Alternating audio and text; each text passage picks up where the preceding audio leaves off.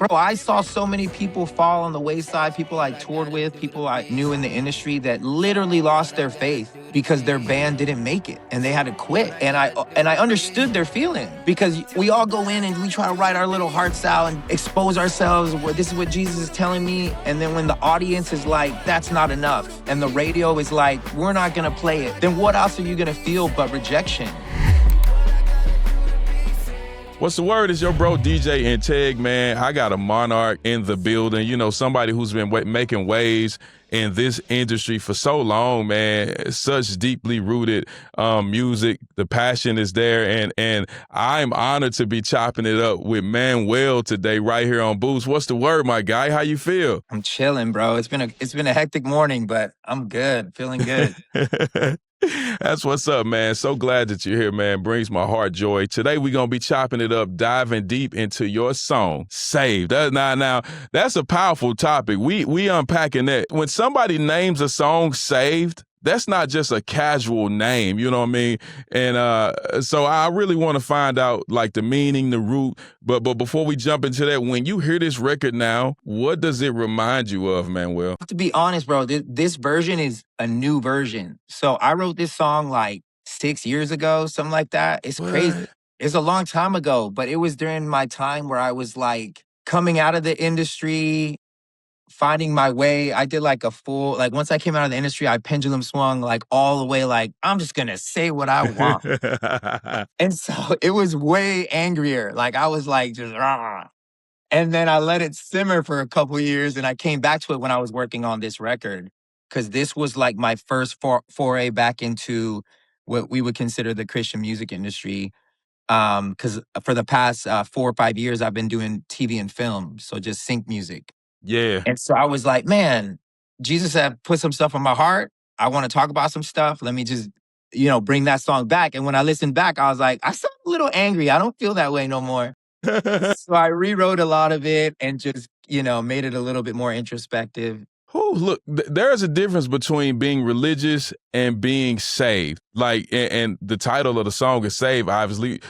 What changed in you that made you know the difference? Like, what did "save" mean to you 5 years ago versus now? So with the whole time I was in the industry, I feel like my salvation was very performative. Not in the sense that I was performing for people, but I was performative with God. Like, it really felt like if my songs did good or if I was on tour, if things were successful, that God was pleased with me. And if it wasn't, then he wasn't pleased with me. And I saw so many people fall on the wayside, people I toured with, people I knew in the industry that literally lost their faith because their band didn't make it and they had to quit. And I understood their feeling because we all go in and we try to write our little hearts out and expose ourselves. Well, this is what Jesus is telling me. And then when the audience is like, that's not enough, and the radio is like, we're not going to play it, then what else are you going to feel but rejection? And a lot of us aren't mature enough to like dissect and tell the difference between God and then the industry. Because we're told this is the Christian industry. So God must be the one who's maneuvering everything in the Christian industry. And I realized he is not. This is a business that Christians are in. And sometimes within the business of the Christian industry, Jesus does his thing. Yeah. But the way it runs is not Jesus. Like, there's nobody like on tour that's praying, Lord, who should I take on tour? Like, I don't want to say nobody, but most people are like, who's charting on the radio? Who's popping right now? We're going to bring them on tour. They're not like on their face before the Lord. Lord, who's going to make the most impact on my tour? That's who I want to bring, even if it's no name who has 1,000 followers. Yeah. It's not happening like that. So I was able to dissect and pull apart, okay, the industry, and this wasn't a negative assessment. It was just a more like, okay, be honest with what it is, Manny, so that you don't have expectations from the industry. You can be like, okay, this is a business. This is how they work. Numbers mean everything. Great. Let's put that aside from God. Within it, let me try to do ministry within this business. And my relationship with the Lord is not dictated on what I sell or if people still like me. It's not a performance. But the business is. So once I understood that, then I didn't feel any type of way. Like, I knew what to expect from the business. I knew the second I stopped selling, and when I'm not hot, I'm gone. Hey. And that's what happened. So it's like, for salvation now, I was able to separate it so that I didn't go down the same road that everybody else went down, confused why the Lord didn't love me because I'm not on Yeah. radio or whatever, you know? That's wisdom right there, man. This song, as you shared, has been through waves of creativity. It's a part of a larger body of work. Am I too late? Can you talk a little bit about the beginning phases of the song? I know you said initially it was from a point of anger. It sounds like righteous anger to me.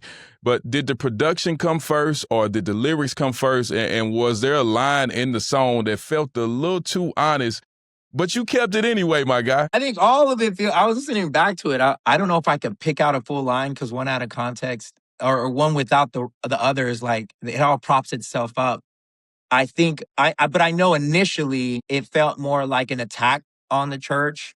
So I had to like revamp it because I felt that way in a moment. Like I was angry with how we were acting as the church and how we were treating people. And then as I went through my whole out of the industry type thing and I let the Lord really work on my heart, you know, I feel zero anger towards the church. I feel zero anger towards the industry. I don't feel any of those things anymore.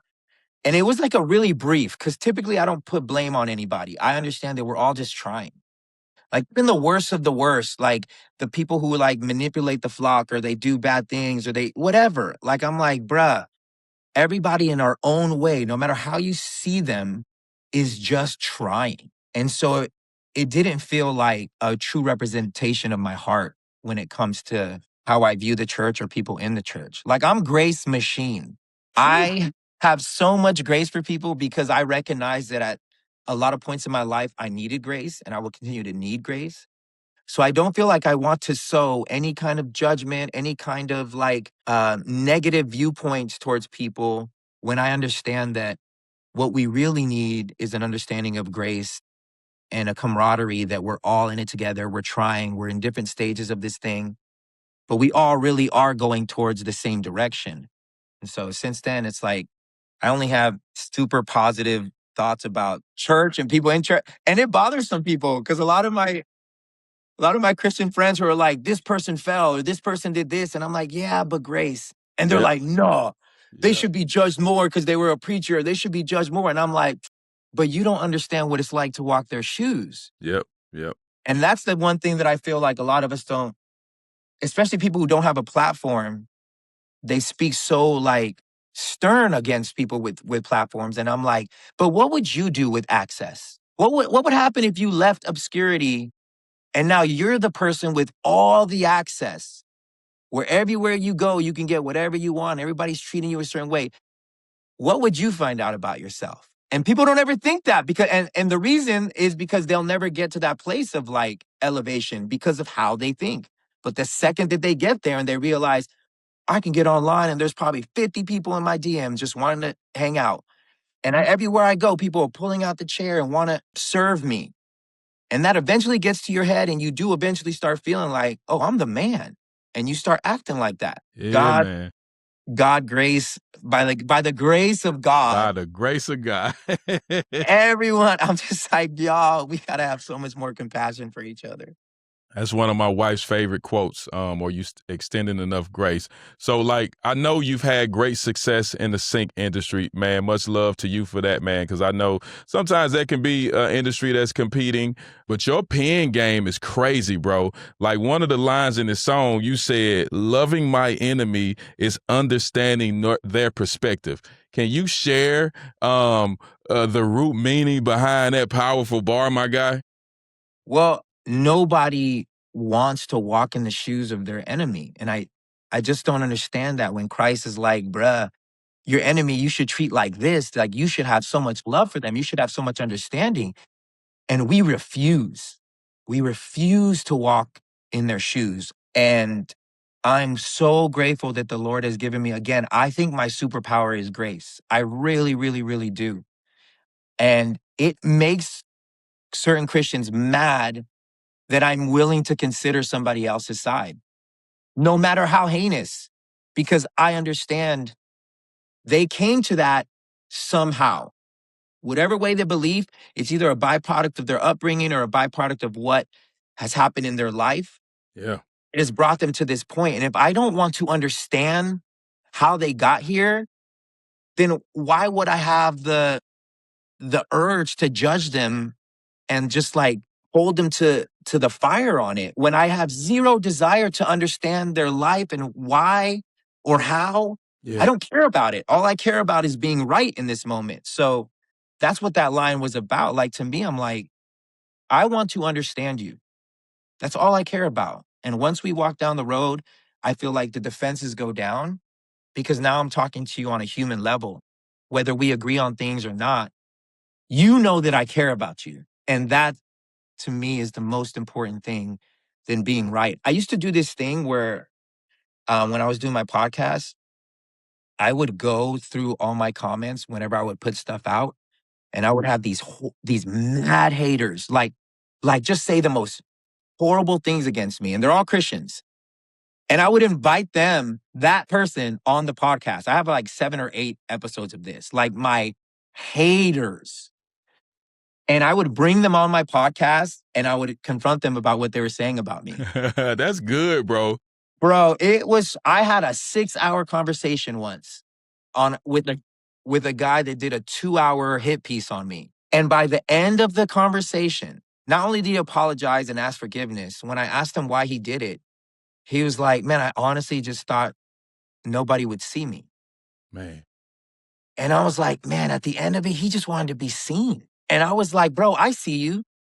I love you. I'm sad that you decided to say all this stuff about me, but look where we're at now. 6 hours later, we're brothers.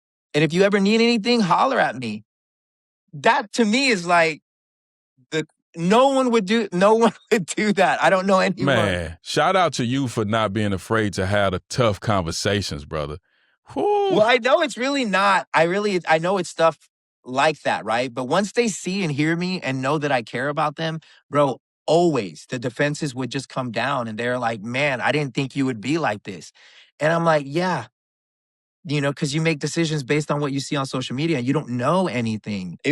It's a blessing. So that's just how I live my life. Love it, man. The angels in heaven rejoice when somebody comes to the fold, when somebody is saved, when someone receives salvation.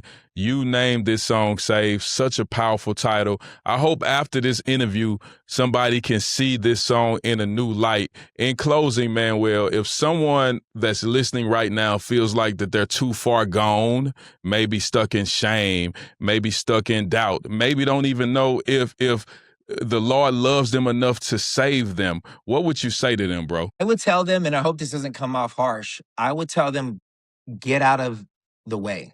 Because you are literally putting yourself in the way of grace. And this sounds like contradictory or paradoxical, but if you think you're the special person on this planet in the history of the Lord's grace, that is so, like your ego is making you feel that you're so bad that Jesus can't find you, I just want you to know that's full ego. What you're telling the Lord is, your grace is not sufficient for me. And that whole process where you put yourself on a cross and you allowed these people to mock you and die. Yeah, but you don't know my life, Jesus. I'm a little bit too bad for you. Like that's essentially what you're saying to him.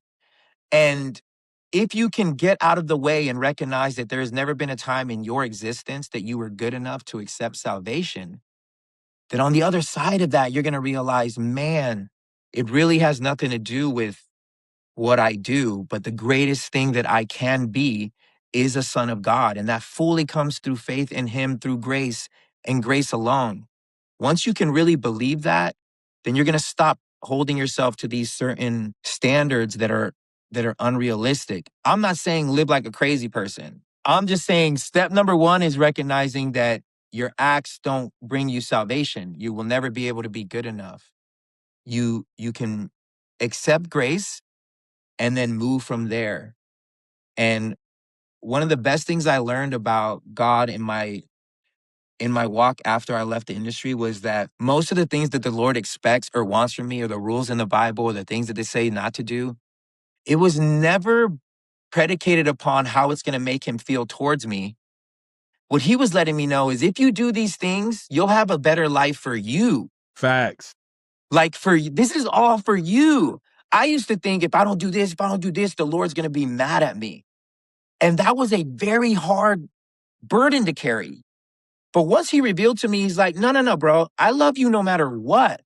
The issue is if you do all these things, life is going to suck for you. I've already done my part. I don't want you to be. So then I started looking at everything like that. Like, okay, if I lie, people are not going to like me because I'm a liar. If I give my body away and have a bunch of sex, that's just going to diminish the value that I see in myself. The Lord still is going to love me and think I'm valuable, but I will eventually bring my mind into a place where I'm so low that it's going to affect my life. And the Lord's just going to be up there like, man, I just wanted you to be okay here. And that really, really helped me understand the relationship between me, God, and sin. Like he loves me no matter what, but what I do in this life will affect me more than it affects him. And it's way more practical and logical than it is like spiritual woo-ha, where every other week I have to decide whether the Lord loves me or not. So yeah, that's probably a longer answer than you wanted, but man, that was such rich perspective, bro. Such deep gems. This conversation has been fulfilling in many ways, and I know it's going to be the jewel of someone's day, man. I appreciate you for taking time to hang with Boost, share your thoughts, chop it up about this record Saved. Anything else you want to share before we skedaddle, my guy? yeah, I mean, if you want to check the rest of the record, Am I Too Late? It was, again, it's my first foray back into the Christian space, what I would consider a Christian record. We need more, bro. We need more. Yeah, and the beauty about it is Saved is the only beat that I didn't produce, but I produced all the other ones. You produced all of them but one? I What just you learned. got? It's 13 tracks on it, right? So you produced 12 of them. That's so fire, bro. And I've only been producing for the last year or two. So that was like a really big deal for me that I was able to do that. And I'm going to keep doing it. Because in the sync world, when you work with other people, like I understand that these songs are Jesus-y and they're not really going to get placements per se. So I don't want to bring other producers in on my personal projects knowing that they're not going to make any money from it. So I was like, all right, Lord, give me the grace. Help me learn how to produce.